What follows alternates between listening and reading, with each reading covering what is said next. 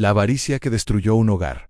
Esta historia nos lleva a un tranquilo municipio en la provincia de Valladolid, España, en Matapozuelos, un lugar apacible de gente trabajadora donde casi todos se conocen. Aquí vivía la familia Bravo, que para los vecinos era el vivo retrato del éxito conseguido a base de esfuerzo. Santos Bravo, el patriarca, era un hombre hecho a sí mismo, un empresario local muy respetado. Junto a su esposa Carolina y su hija pequeña, Aitana, formaban un núcleo familiar que parecía feliz e inseparable. Pero en la órbita de este cuadro casi perfecto, se movía una sombra. Nahum Bravo, el hijo Mayo R. de Santos, de un matrimonio anterior. La familia aparentemente normal desde fuera, la dinámica parecía la de cualquier otra familia. Santos era el motor económico, el hombre que había levantado un pequeño imperio local. Nahum, su hijo, trabajaba con él, aparentemente siguiendo sus pasos y aprendiendo el negocio. Todos lo veían como el heredero natural de la empresa familiar. Sin embargo, bajo esa capa de normalidad, las semillas de la envidia y la codicia estaban creciendo en silencio. Para Nahum, su padre, su madrastra y su hermanastra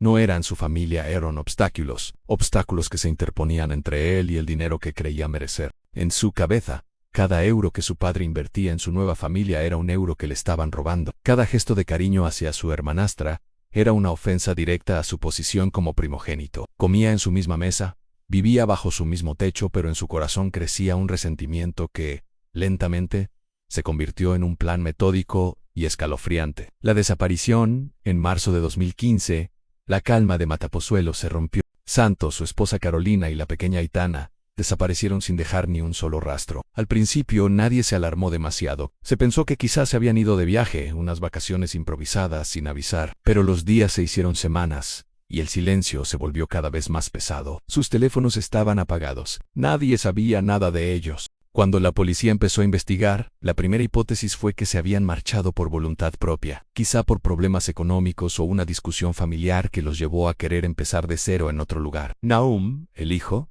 se mostraba colaborador, pero extrañamente tranquilo. Para alguien cuya familia entera se había esfumado, su falta de angustia era, como poco, desconcertante. Hablaba con los investigadores con una frialdad que helaba la sangre, ofreciendo teorías vagas pero sin mostrar ni una pizca de la desesperación que cualquiera esperaría en su situación. La investigación y las sospechas. Los investigadores de la Guardia Civil no tardaron en darse cuenta de que algo no cuadraba en la actitud de Nahum, mientras los vecinos organizaban batidas para buscar a la familia. Nahum parecía más interesado en tomar las riendas de los negocios de su padre. Sus movimientos bancarios después de la desaparición encendieron las primeras alarmas. Empezó a gestionar las cuentas, a disponer del dinero, a comportarse, no como un hijo preocupado, sino como el nuevo dueño de todo. Las mentiras y las contradicciones en su relato se iban amontonando. No recordaba detalles clave del último día que supuestamente los vio. Cada entrevista con él dejaba a los agentes con una sensación de inquietud.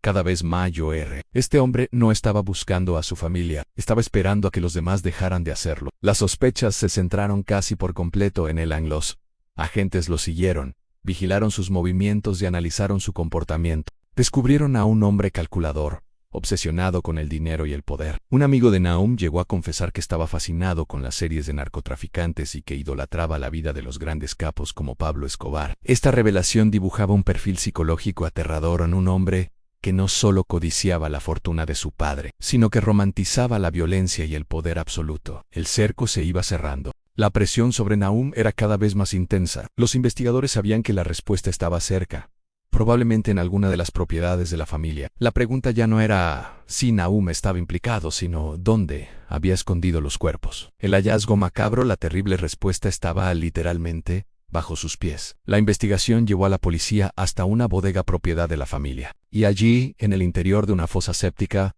los agentes hicieron el descubrimiento que todos se temían. Ocultos, encontraron los cuerpos de Santos, Carolina y la pequeña Aitana, brutalmente asesinados. El horror de la escena era indescriptible. Habían sido asesinados con una violencia desmedida y luego arrojados a ese agujero para que nunca los encontraran. El crimen reveló una planificación fría y metódica. Nahum no había actuado solo. Contrató a un cómplice para que le ayudara. La tarde del crimen, sabiendo que su padre saldría a hacer un recado, Nahum y su cómplice entraron en la casa. Primero atacaron a su madrastra, a Carolina, y luego a su hermanastra, Aitana. Después esperaron a que su padre regresara. Cuando Santos Bravo entró por la puerta, lo emboscaron y lo golpearon hasta matarlo. La confesión y el motivo. Con el hallazgo de los cuerpos, la fachada de Nahum se vino abajo. Fue detenido y enfrentado a las pruebas, confesó. Su confesión fue tan fría como su comportamiento durante toda la investigación. Narró los hechos sin la menor emoción, como si describiera una tarea cualquiera. Detalló cómo planeó cada paso y cómo esperó el momento perfecto. Durante el juicio, sin mostrar ni un ápice de arrepentimiento, llegó a decir que su madrastra, antes de morir, le había pedido perdón por el daño que le había hecho, en un retorcido intento de justificarse. El motivo, tal como sospechaba la policía, era simple y monstruoso en la avaricia. Naum Bravo masacró a su familia por dinero. Quería quedarse con la herencia y el control total del patrimonio que su padre había construido. No fue un arrebato de ira ni una pelea que se fue de las manos. Fue un acto calculado, premeditado y ejecutado con una crueldad que desafía cualquier entendimiento. Fue condenado a la pena de prisión permanente revisable, la máxima condena que contempla la ley española. Reflexión del caso. El caso de Naum Bravo es un retrato desolador de cómo la codicia puede destruir los lazos más sagrados. No solo mató a 3 personas, aniquiló el concepto mismo de familia, convirtió su hogar en una tumba y el amor filial en un arma. Su historia es una advertencia sombría sobre el vacío moral que puede ocultarse detrás de una sonrisa familiar, recordándonos que a veces el lobo no solo se viste de oveja, sino que ha crecido en el mismo redil que nosotros.